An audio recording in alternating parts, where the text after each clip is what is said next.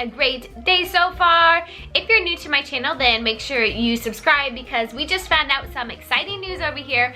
I am officially pregnant with my third baby. I actually need to be whispering because my two girls are here and they have no idea that there's a baby in mommy's tummy. If you're like me, then maybe you were trying to conceive a child and you're looking for all of the signs and symptoms and everything that you could possibly be pregnant. So I thought I'd go ahead and make this video and let you guys know that I did track every single symptom that I had after ovulation and leading up to a final positive pregnancy test the day of my missed period. The very first symptom I had was creamy discharge, and this was creamy white discharge.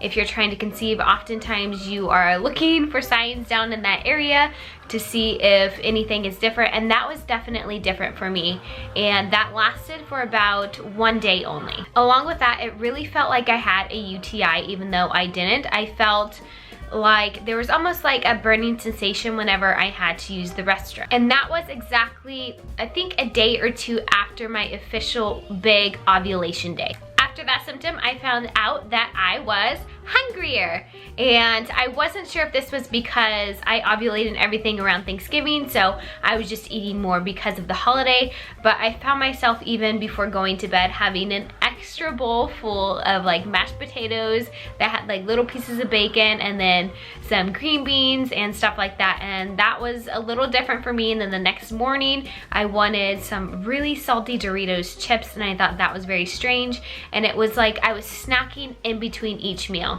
And this was, I'm gonna say, just a couple days after my big ovulation day, and these symptoms were already occurring. The next symptom I noticed was that I was a lot more thirstier. I was so thirsty, you guys. I would go through tons of water bottles a day, drinking 8-ounce water bottles and just tossing them out and then grabbing another one. And I've always struggled with my water intake, and so for me this was very different. And so I was just constantly thirsty, and it wasn't thirsty for anything, you know, like soda, juice, or anything like that. It's just my body only wanted water. And I've read before that when you are thirsty and your body's wanting extra water when you're pregnant, it's because they're trying to build the area for the baby inside your tummy. So big ovulation day has passed, and it's been about a week. So I'm at the middle point between big ovulation day and the day of my expected period, and this is when a huge symptom comes into play, and this is I start having severe cramping. So bad that, I mean, I'm pretty good on pain tolerance, but I almost shed a few tears when this cramping started. My guess was that this was implantation. The pain was so painful that I actually had my 4-year-old daughter lay her body over my lower stomach, and just the heat from her body helped relieve some pain because I didn't have a heating pad.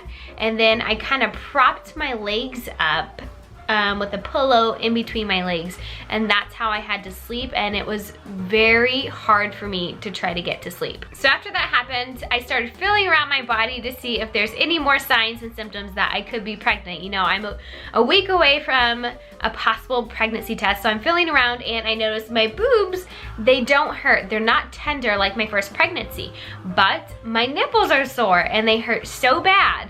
The next sign that I had, and it's a gross one, but come on ladies, we're pregnant, we know there's gonna be changes with our body, and we know what comes along with everything, and some gross things happen during pregnancy, but the next one I had was diarrhea. And I'm saying this lasted about 2 or 3 days, and I was reading that as progesterone levels start to increase, that your body's kidneys really start to flush out all the toxins to make sure that your body is just a nice, safe, healthy environment for the baby. This is something that I had not noticed with my 2 other pregnancies, but I did not track the symptoms like I did this time. So everything that I've done is just really tracked up into this positive pregnancy test.